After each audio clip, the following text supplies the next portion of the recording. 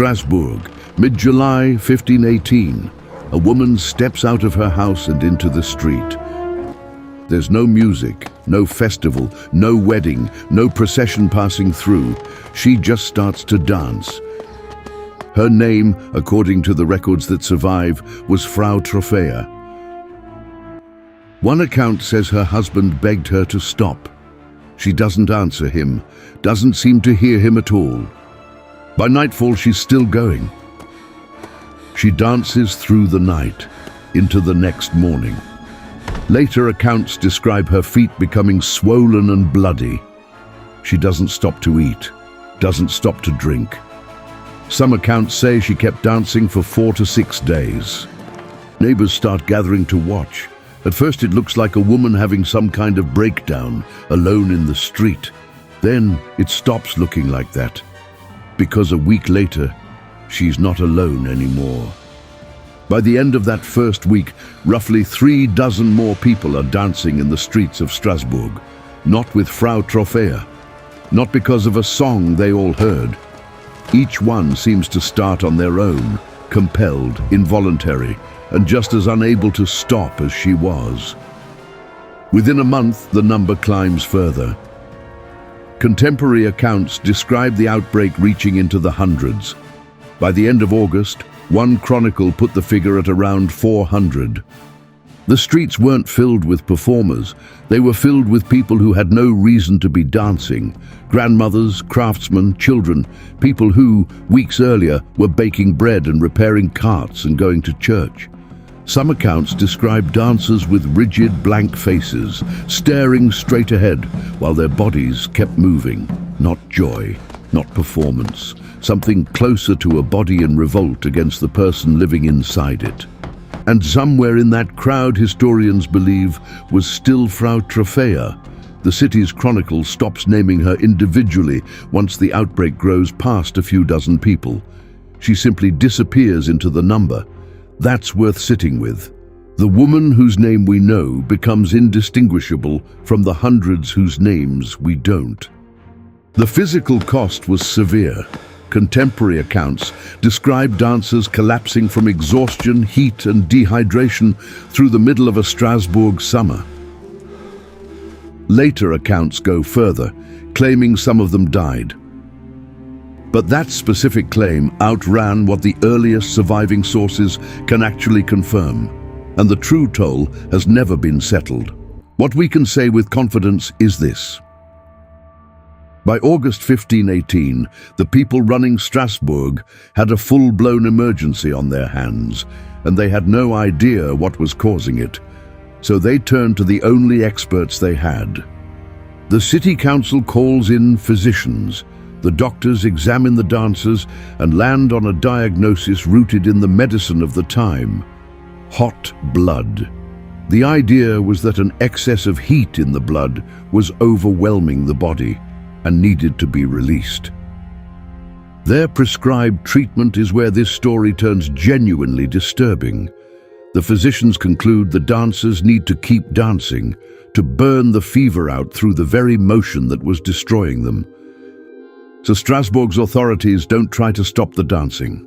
They organize it.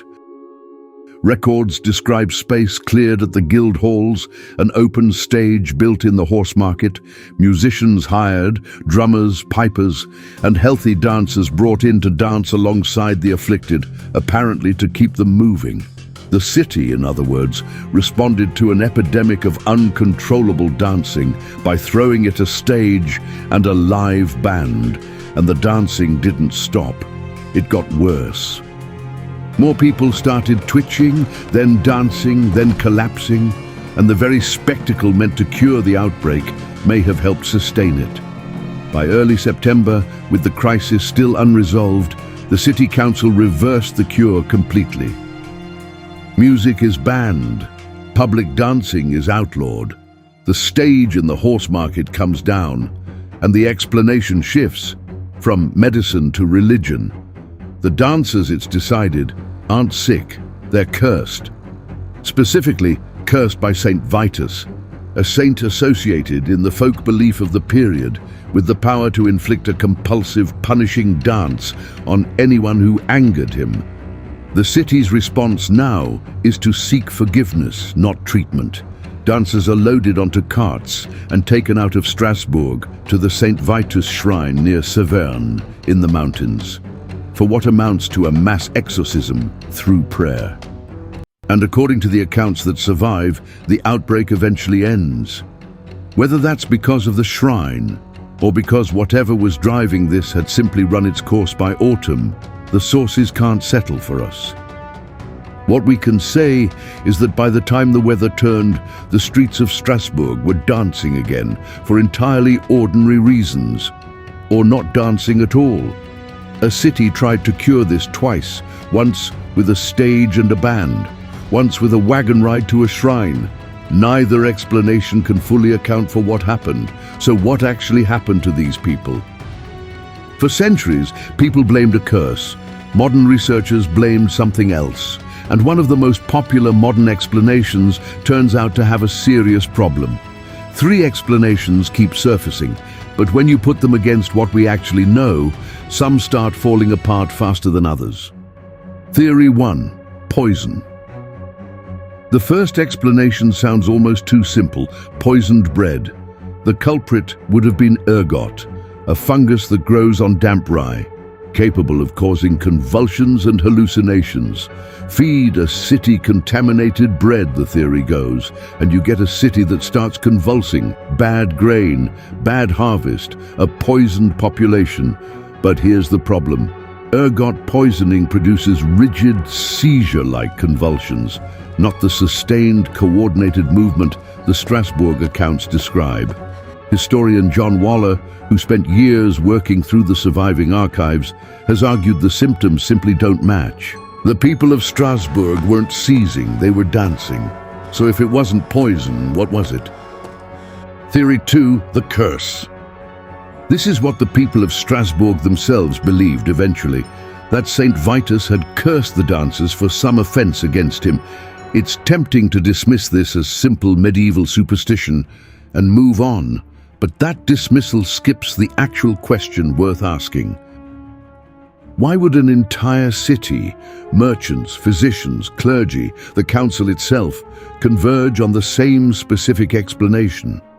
Not demons in general, not a generic curse. One named saint, with one named punishment, that everyone in Strasbourg already knew the shape of before the first dancer collapsed. That detail matters more than it looks like it does. Theory 3: the mind. One of the leading modern explanations, and the one historian John Waller has argued fits the evidence best, is mass psychogenic illness, sometimes called mass hysteria, though historians use that term carefully. It describes real, involuntary physical symptoms spreading through a group of people under extreme collective psychological strain.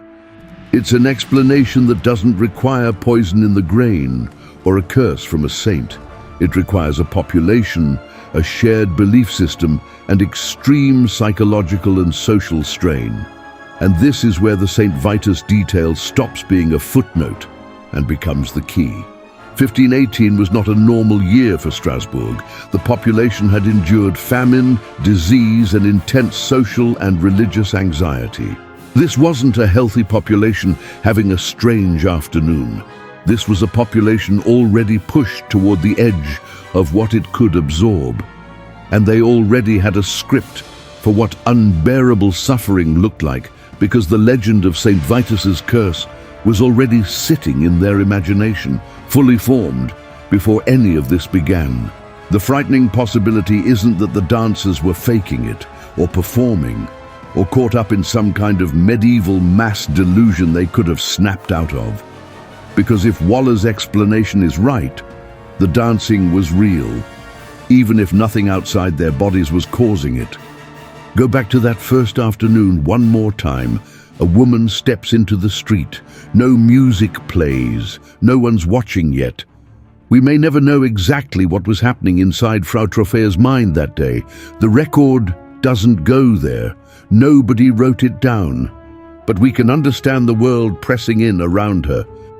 A starving population, disease, fear with nowhere left to go, and a culture that already believed a saint could make your body dance against your will. Maybe the real mystery was never why one woman started dancing in a Strasbourg street in July of 1518. Maybe it's how one woman's body, moving without her permission, became a language an entire frightened city already knew how to speak. The tragedy isn't just that hundreds of people were caught in something they couldn't explain. It's that when the people in charge finally noticed, they built them a stage. There are stranger rooms in medical history than this one, and some of them are still waiting behind the door.